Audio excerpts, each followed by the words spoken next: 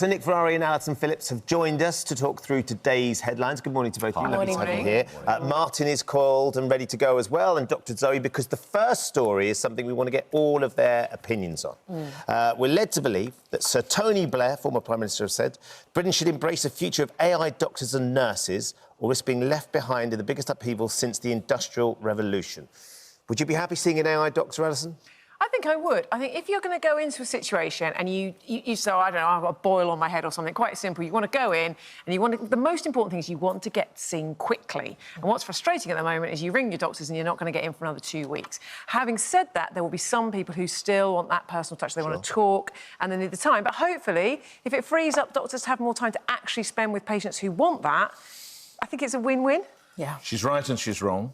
Absolutely. Right. If it's the simple nuts and bolts, but where I would be nervous is I do think you sometimes need the personal empathy or sentiment of a doctor, the man or woman sitting as opposite you. So, are you using drugs for recreational use? No. And an experienced doctor thinks, I know you are, and you can't tell me. That would be my concern. But there are people in the studio who know far more than I. As a doctor, I would be nervous about it. But to Alison's point, if it cuts out the really simple stuff, what's not to like?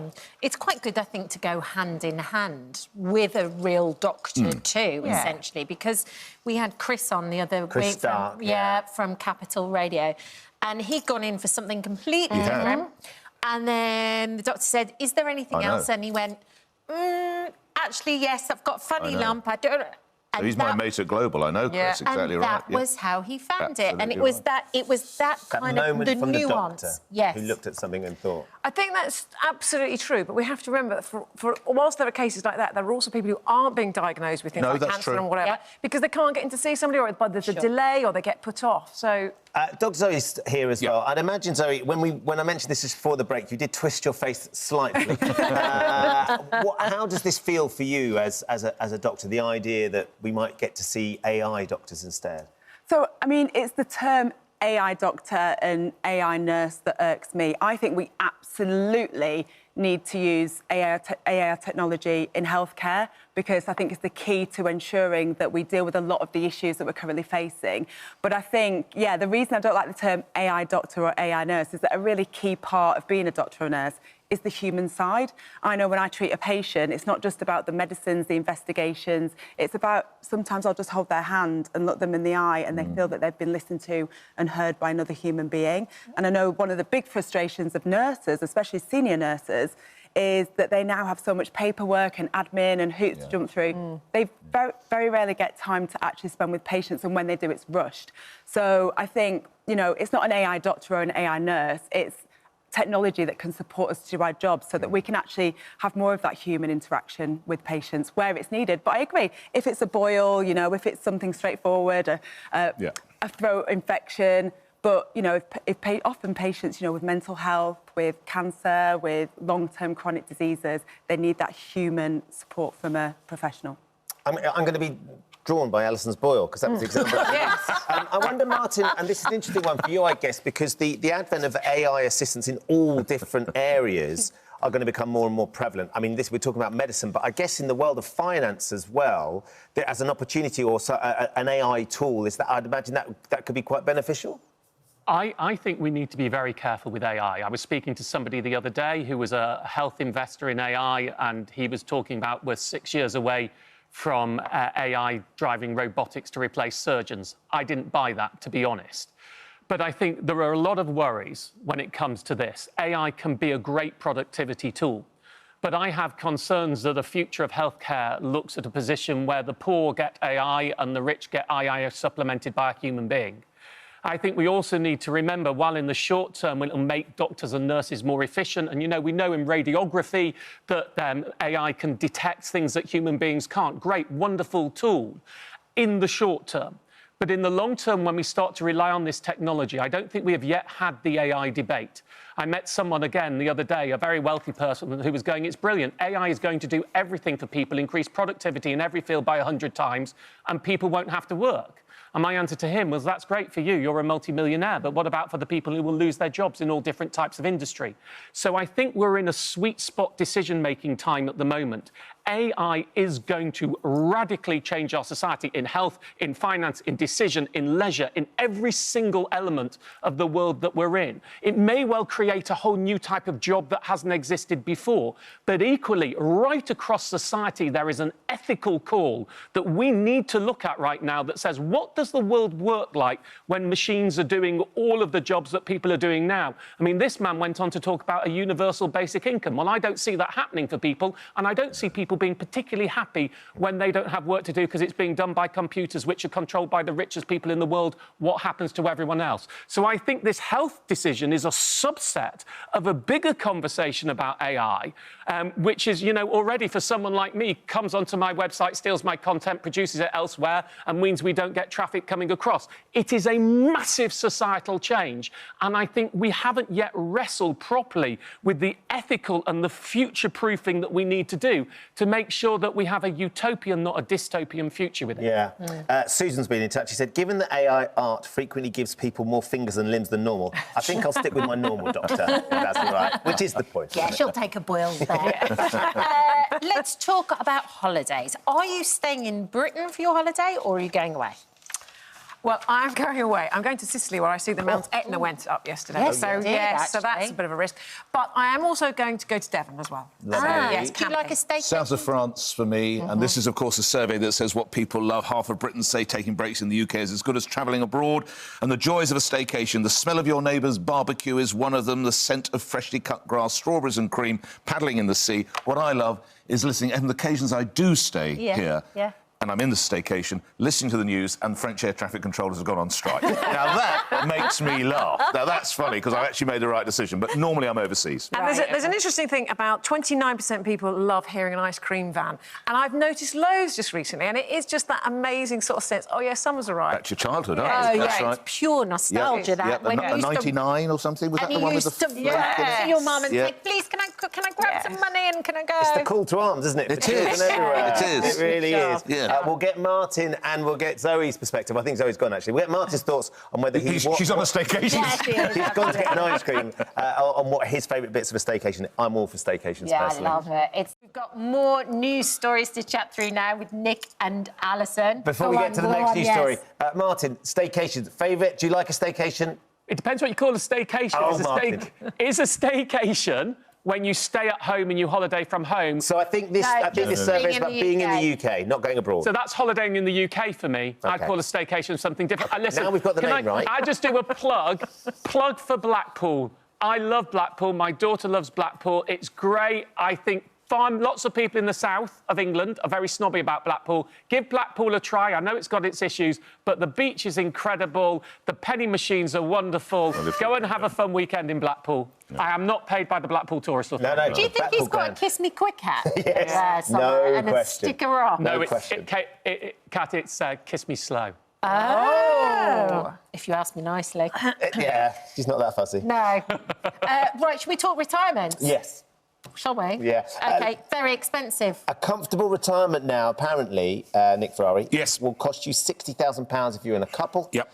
£43,000 if you're single. Figures put out by the Pensions and Lifetime Savings Association, the sort of money. Well, this depends on the person. We've just been speaking about former Prime Minister Sir Tony Blair. Yep. And respectfully, I don't think he would fund his lifestyle now in retirement on £60,000. No. Other people, £60,000, or if you're single, 43, would be a dream. So I think it's the how you cut your cloth or whatever it might be. I'm a ways off yet.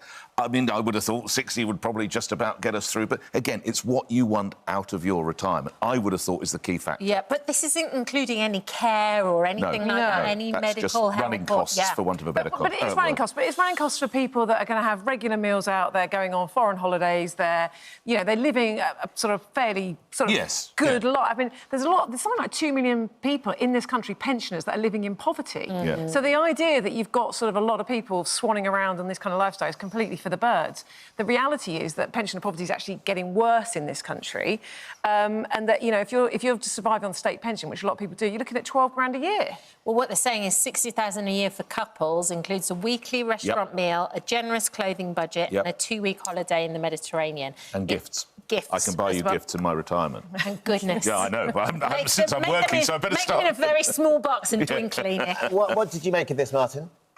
So, well, I'm a bit with Alison on this. The most important thing in this research for me wasn't they comfortable. They had 3 different gradients of living standards. Was that you would need £13,400 as a single pensioner to have a minimum standard of living.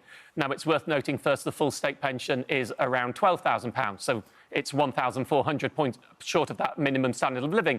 But it's worth noting even more that there are still 700,000 people eligible for pension credit, which means they have less than 11,800 income who aren't claiming it. So I would start by worrying about the people at the bottom who aren't getting even the basic minimum pension entitlement. But there's an old equation, if I want to really scare the pants off everybody watching now, that says if you want to retire on 2/3 of your final salary, because, of course, your living standard is actually about a comparison of what you were used to in your life to what you go to retirement, so 2/3 of your final income, then you take the age when you start putting money in your pension. So let's say age 30 and age 40. You halve it, so that would be 15% for age 30, 20% for age 40, and that's the percentage of your salary you need going in for the rest of your life. You include company contributions. Very few people get anywhere close to that. No, so the idea of what is a comfortable living is, of course, relative, but most people aren't putting enough money away for their old age because, of course, you think about it,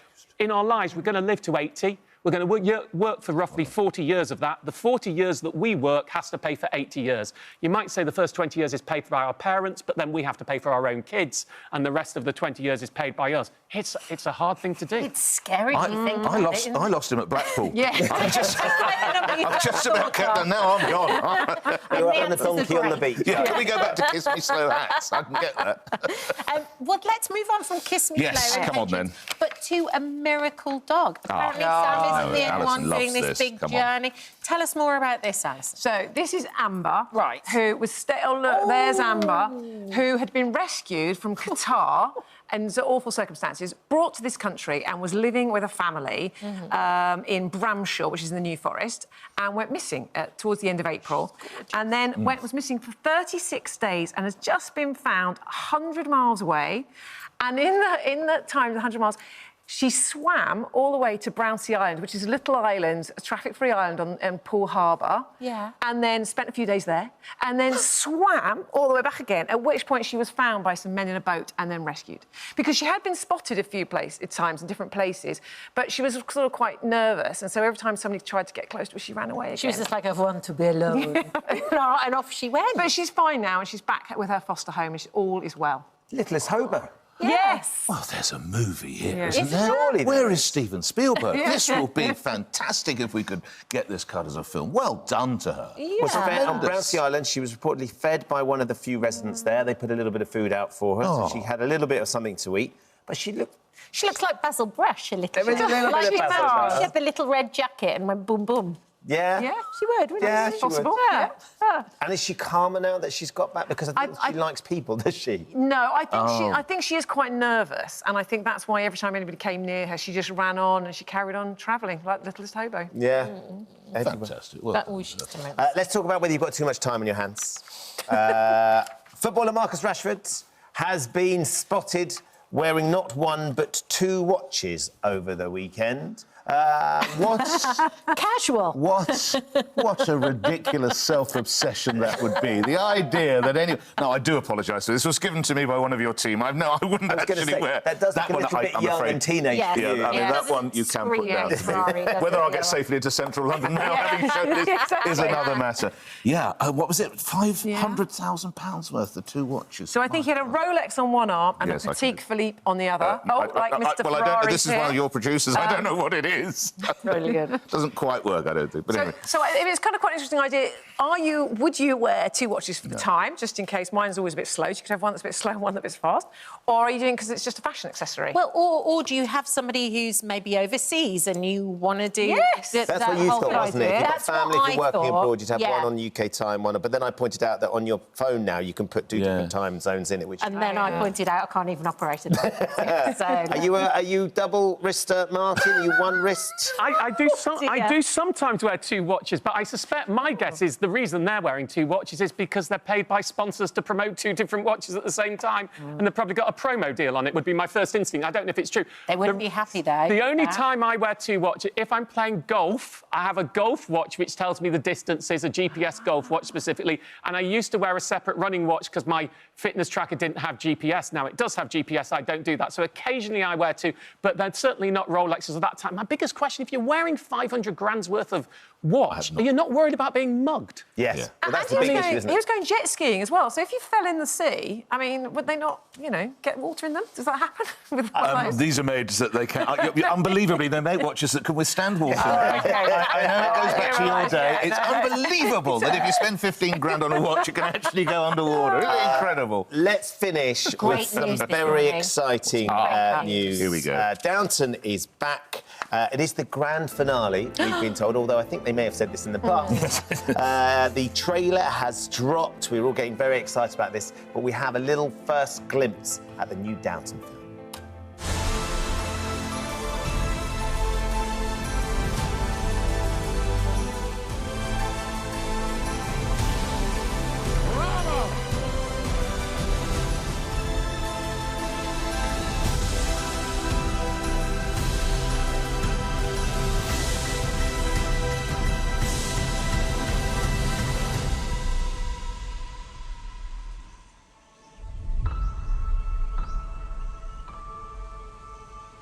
So this is It gives me chills. Out in September, and it's going to bring that whole 15-year saga that started back in 2010 with the first time that went to Downton Abbey. And I think what's sort of quite interesting is by now it's in the 1930s, so much has changed both within the family and the staff and also sort of wider society. Well, it's a heck of a hit, isn't it? Did you see what the first... I mean, so the first movie, here we go, 2019... grossed $194 million worldwide. So this isn't just a British thing. This is something where clearly around the globe they tune. They think we all live like this, by the way. I know you do. I know you. But they think that this is regular life. £60,000 a year. I was just going to say you'd struggle. Even Hugh Bonneville would struggle to eat that good. But fantastic, and obviously it keeps loads of people in work here. So great. One to really look forward to. I think you've spoken to some of the stars, haven't you? Yeah, we had Jim in. He seems the nicest bloke. He's amazing. He's amazing, and they're all so passionate about it. Even though they've done it for years and years, they just absolutely love it, and they've loved the experience of what it's given to them. Do you think it is the finale, in all honesty, or they find a finale? It's called the grand finale, but, I mean, who knows? There'll be a franchise sort of like that. Another opportunity down the line. And, of course, Maggie Smith's not in it, isn't she? She passed away. She That's always very had sad. the greatest lines. I mean, because I think the first film was called A New Era, so I was going to say, could a new one be Downton, A New Beginning? But they've had the new era. What, like the Star Wars film? Yeah. I'll do it. Maybe they'll do that as well. Well, they're going to the future. Yeah, you know, 21, We're 30 going, or something. we don't Absolutely. need roll. There we go. Thank you for visiting our This Morning YouTube channel. We upload new content every day, so go ahead and hit that subscribe button so you don't miss out, and we'll see you in the morning.